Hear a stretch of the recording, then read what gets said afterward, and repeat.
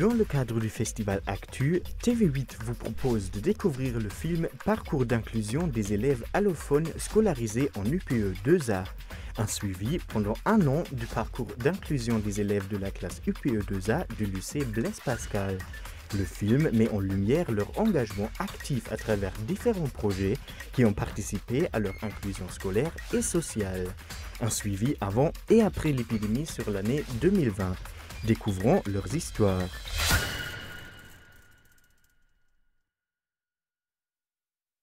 Ils s'appellent Marwan, je m'appelle Claudette. Ils sont tous élèves au sein de l'UPE 2A du lycée Blaise Pascal à Forbach, l'unité pédagogique pour élèves allophones arrivants. Ils viennent d'Angola, de Turquie, du Vietnam, du Brésil ou encore de Syrie. Aujourd'hui, ils écrivent ensemble un nouveau chapitre de leur vie qu'ils vont pouvoir nous raconter grâce à leur apprentissage de la langue française et de sa culture. Pour progresser, les élèves allophones passent leur journée à se pencher sur différents projets.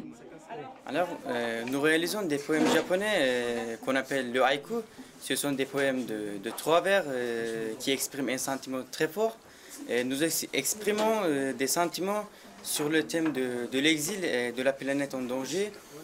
Et ces poèmes sont complétés par des dessins. Et nos dessins, nos poèmes seront exposés à la médiathèque de Forbach pendant le festival Migration. Voilà. Ça fait 3 jours que je travaille sur le haïku et je décidais de dessiner un dessin et après je mets le texte ici. Il y a une fille qui est dans la guerre parce que mon pays il y a une guerre. Ça c'est le dessin sur nature. Je dessinais ça et après je mets ça texte. Il dit nous menons une guerre contre les arbres. Si nous la gagnons, nous dispositions, il dit pour nous devenir graler les natures parce qu'il y a beaucoup de pour la vie comme ça. Et moi aussi je fais des ça sur guerre parce qu'il y a beaucoup de guerre dans mon pays. Et je dessinais ça et j'ai toujours dessiné une passé pour mon guerre. Et ça, j'ai écrit ça. Alors, grâce aux des projets, on apprend mieux le français parce qu'on utilise le français, le français du formel, etc. Mais par contre, j'ai appris beaucoup de choses grâce à mes amis parce que je sais pas, ils viennent des autres pays et ils ont vu des voyages durs. Ça m'a touché. C'est mieux parce que là, j'apprends le français. Surtout le projet qu'on a fait pour le projet d'Emmaüs. Surtout, j'ai appris beaucoup de mots que je ne savais pas, comme l'obsolescence programmée, qui en fait avant je ne savais pas. Et donc, grâce à ce projet, je sais. Et beaucoup de termes de lexique. Ouais. Donc oui, au départ, on a commencé à étudier comment l'abbé Pierre a fondu l'Emmaüs. Et ça m'a plu beaucoup parce qu'on a appris beaucoup de choses sur Emmaüs, sur l'abbé Pierre, comment faire pour aider les gens pauvres et tout. Surtout l'hiver de 1954. Bien sûr, c'était notre idée parce qu'il y a beaucoup de gens qui ne connaissent même pas qu'est-ce que c'est Emmaüs. On a fait un travail d'expliquer à tout le monde qu'est-ce que c'est Emmaüs. C'est pour cela qu'on a fait cette présentation. Bonjour, je m'appelle Mita Soukran, j'ai 16 ans et je suis scolarisé à la classe du PE2A depuis 3 mois. Et aujourd'hui, je vais vous présenter le mouvement de solidarité fondé en 1949 par l'abbé Pierre et qui s'appelle Emmaüs. L'abbé Pierre a laissé toute la vie et il a commencé à aider les autres et il dit aussi aidez-nous à aider les autres parce que je pense que ça me touche beaucoup parce qu'il pense les autres gens par l'argent ou pas des autres choses. Et aussi, il aide tous les gens, sans religion ou sans origine, il aide tous les gens. Et aussi des stations de l'abbé Pierre, ça m'a touché beaucoup. Comme il ne faut pas attendre d'être parfait pour commencer quelque chose de bien.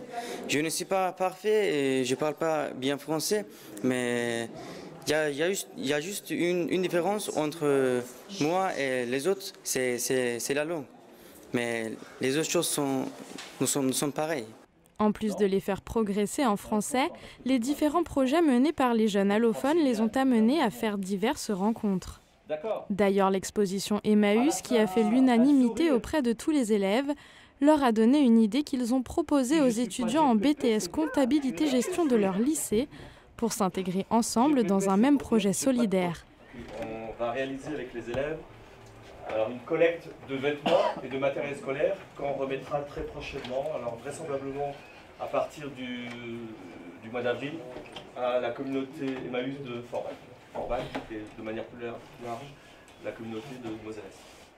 Un nouvel échange humain, un regard croisé.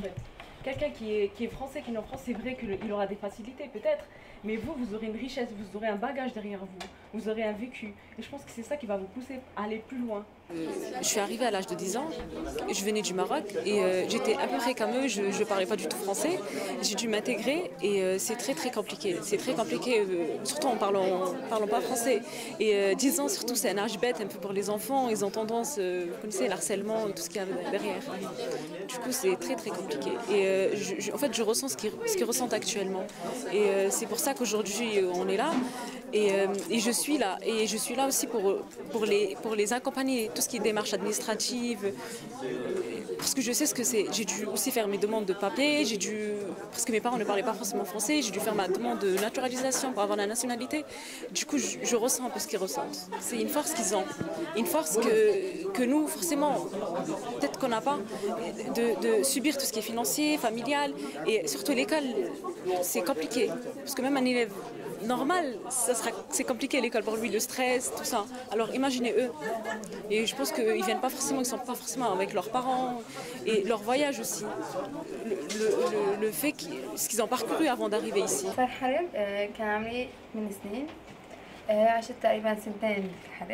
Elle a dit qu'elle a vécu la guerre quand elle est petite parce qu'elle vient de la Syrie. Donc elle est syrienne, elle a vécu la guerre, elle a vécu la peur, elle a vu beaucoup de violence. On a entendu par exemple une fille qui habitait en Syrie, qui a quitté son pays à cause de la guerre. Nous on ne connaît pas ça, ici on habite en France, on a un pays aisé on va dire, on n'a pas eu les mêmes difficultés qu'elle.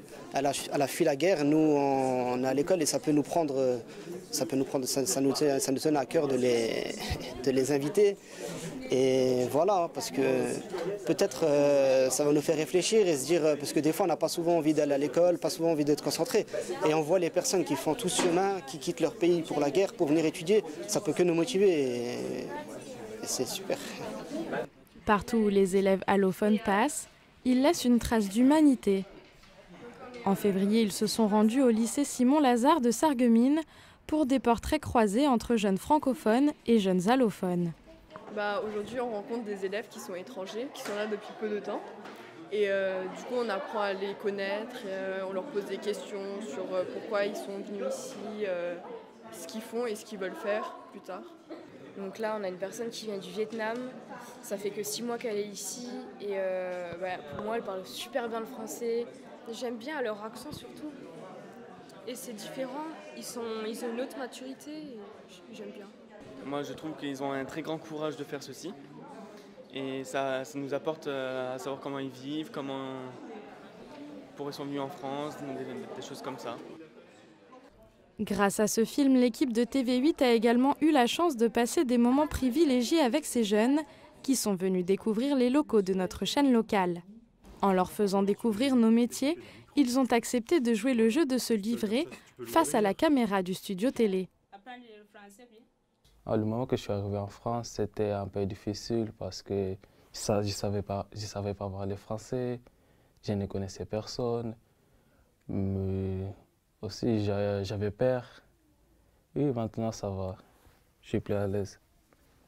Il y avait une nouvelle langue, j'ai déjà savais quelques mots et aussi je pouvais me présenter, aussi je savais des chiffres, mais ce n'était pas assez. C'était vraiment difficile. J'étais stressée quand j'arrive, mais maintenant j'ai des amis, on peut parler le français maintenant.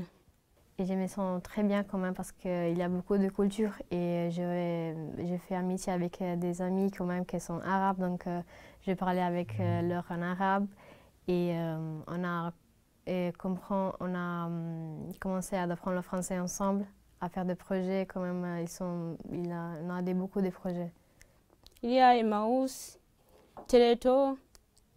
Emmaüs, c'était beau parce que j'apprends comment on aidait les autres. Oui. Il permet de donner des sens à mes apprentissages. Les élèves de l'UPE2A ont vu le vrai visage de la vie. L'UPE2A, pour moi, c'est une école pour apprendre la vie. Les crèches, les écoles, les collèges, les lycées, les universités sont fermés depuis ce jour. Et puis, le confinement est venu perturber ces apprentissages de sociabilisation primaire. Pourtant, ces élèves, parfois plus investis que d'autres étudiants du lycée, ont tenu à faire progresser leur français même en étant isolés. Le temps n'était pas davantage qu'une chose abstraite.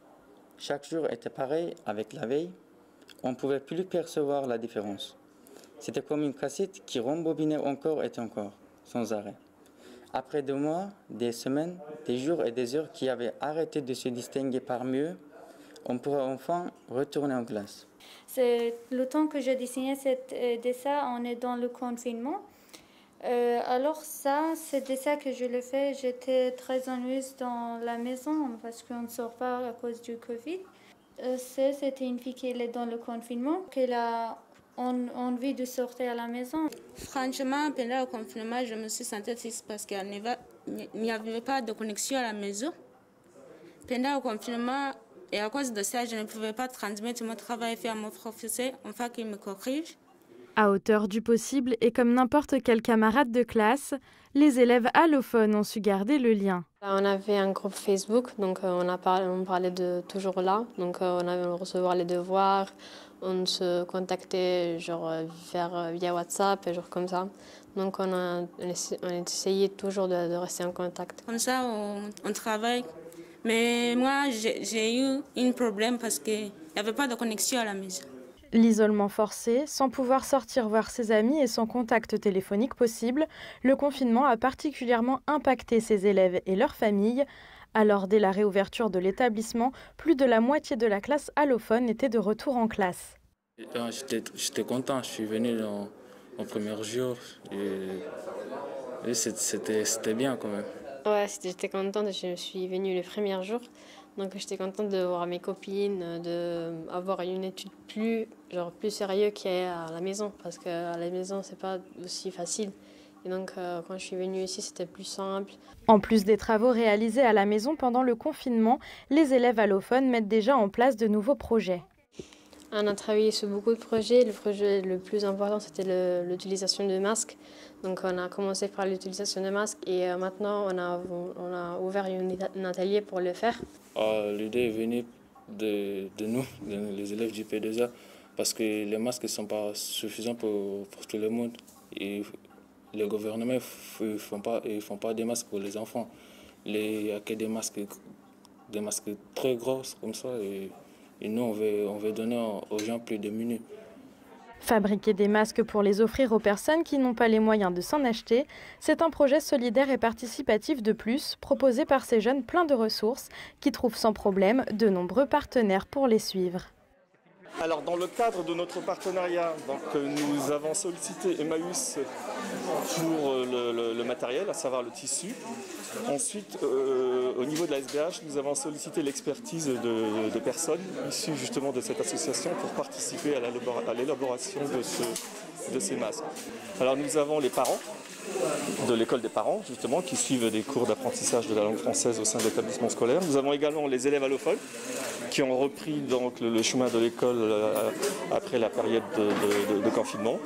Et nous avons également les responsables de la section mode vêtements, nos collègues qui ont finalement mis au service du public leur expertise dans le domaine de la confection des masques.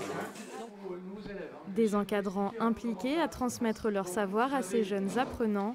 qui, grâce à leur assiduité, sont nombreux à avoir intégré des cursus dits classiques à la rentrée 2020-2021. Je suis tellement heureux et aussi je suis tellement motivé pour cette nouvelle année parce que enfin j'ai eu la chance d'être en seconde générale au lycée Blaise Pascal et j'attends avec impatience comment ça va passer. Maintenant j'essaie de m'habituer un peu. Et franchement, après être en classe en seconde générale, ça me donne vraiment beaucoup de fierté, quoi, parce qu'en fait, je ne croyais pas d'aller tout de suite dans une classe normale, après une classe UP2A. Moi, je suis contente parce que j'ai trouvé des nouveaux amis. Oui, c'est ça. Heureux, ils le sont tous sans exception, à l'image du proviseur de l'établissement, ravi des prouesses de la section UPE2A de son lycée.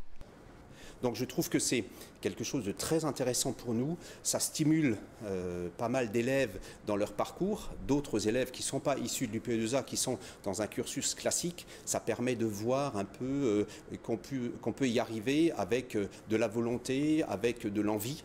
Et c'est toujours très très stimulant. Alors ce sont pour nous des élèves repères pour les autres et surtout des élèves qui vont nous permettre à un moment donné de pouvoir valider des parcours, valider j'allais dire des démarches personnelles et on trouve ça tout à fait intéressant.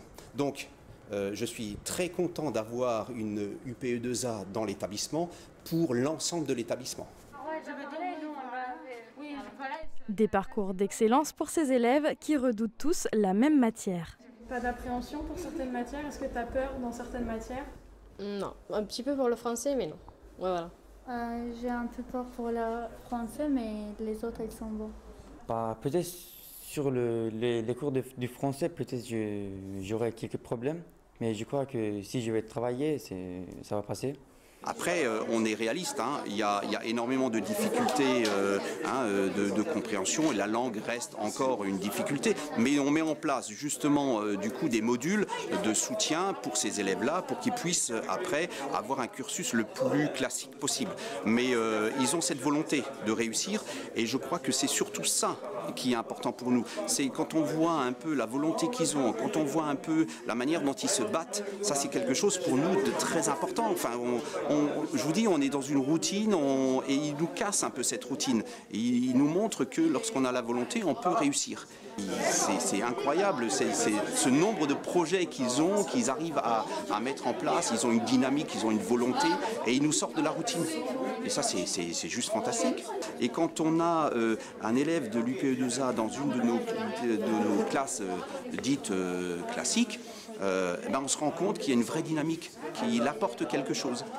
Donc c'est vraiment un échange de valeurs, un échange de dynamisme qui est vraiment bien pour nous. Et je suis très heureux d'avoir une UPE2A dans l'établissement. Et le projet le plus artistique et personnel réalisé par cette section restera sans doute le passeport culturel. Oui, alors c'est le passeport qu'on a fait avec le Galerie Cristal Coupon. Et le dessin, c'est le premier dessin, c'est moi que j'ai dessiné quand j'étais 13 ans. Toute ma vie, il y a beaucoup de guerres, j'ai dessiné ça sur la guerre parce que j'ai quitté mon pays à cause de guerre. Ça, c'est moi quand j'étais à la médiathèque, j'étais chercher pour le livre pour apprendre le français. Par exemple, un texte d'Albert Camus, L'étranger, c'est mon premier roman français. Et j'ai mis le premier texte du roman. C'est une remise de travaux attendue. Un projet de plus qui a animé les jeunes de l'unité pédagogique pour élèves allophones arrivants du lycée Blaise Pascal. Avec leurs partenaires habituels, ils ont créé sur une proposition de l'artiste Princia Itois leur propre passeport culturel. Le projet qu'on a fait avec la classe allophone, c'est un projet sur l'identité. Et l'idée, c'était de raconter à travers le format passeport sur comment raconter leur histoire, leur voyage, parce que pour la plupart, ils viennent de pays très différents, de l'Angola, de l'Iran, de l'Irak, de la Turquie, des choses comme ça, de tous ces pays-là. Et l'idée, c'était de raconter tout ce qu'ils ont pu traverser de ces pays-là jusqu'ici en France, raconter ce voyage. Dans l'univers artistique de Princiat, on retrouve l'exil, la migration et les frontières en tant que véritable fil rouge. Et c'est Florence Jousset, de la galerie Castelcoucou, qui a eu l'idée de faire travailler ensemble Princiat et les élèves allophones qui se sont penchés avec enthousiasme sur le projet. Un projet rendu possible grâce à la DRAC, au ministère de la Culture et à l'Agence nationale de la cohésion des territoires, mais surtout grâce aux encadrants du lycée, de l'équipe de la SBH et les bénévoles de l'UNICEF. Aujourd'hui, les élèves de l'UPE2A sont fiers d'avoir entre leurs mains ce passeport culturel créé par leurs soins et pour eux. Je remercie les partenaires pour ce projet. Ça m'a vraiment plu parce que j'ai pu mettre dans ce passeport tous mes souvenirs et mes sentiments. On a vu aussi comment faire un objet plus artistique parce qu'on a travaillé avec Princiat et toi et on a exprimé nos sentiments avec une manière plus artistique. Et ça m'a vraiment plu. Je veux remercier pour tout qui propose ce sujet parce qu'il est très bien. On apprend beaucoup de choses parce qu'on ne parle pas bien français, mais on parle ensemble. On dit quelle est ta histoire et on parle de son histoire. Travailler avec des publics différents, moi j'ai toujours aimé ça. Et travailler surtout avec des publics jeunes. J'aime vraiment ça parce qu'il y a une autre façon de voir les choses et de raconter les choses. Et là, avec ces jeunes-là, ils ont tous un parcours très singulier. Il n'y a aucun qui n'a pas de parcours singulier. Et ils ont tous une histoire très personnelle et raconter cette histoire-là, c'est pas facile. Une histoire. Et oui, je suis très fier de ce qu'ils ont fait, quoi. C'était un travail de longue haleine aussi parce que se laisser découvrir par d'autres personnes, à cet âge-là, c'est pas évident. On ne veut pas toujours se montrer, quoi. Je pourrais être sur le point de commencer un voyage qui durera pendant toute ma vie, qui est aussi la plus compliquée tout en étant la plus importante de ma vie. Qui suis-je ?